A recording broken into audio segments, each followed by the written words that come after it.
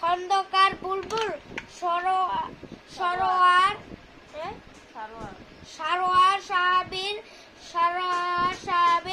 সাহাবীরা একদিন নবীজির সাথে মরু পাড়ি দিচ্ছিল। মদিনার পথে হলো মাছ বেলা খেতে হবে বলে কাফেলাটা থেমে গেল তরু ছায়ার তলে। কেউ কেউ করে রুটি, কেউ কেউ বয়ে আনে পানি। নবীজি বলেন, আমি কাঠ কেটে আনি। সাহাবীরা হতবাক, সে কি করে হয়?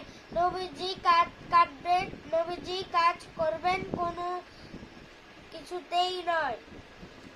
নবী কন, শোনো, আমি তোমাদের ভাই, তোমাদের সাথে কিছু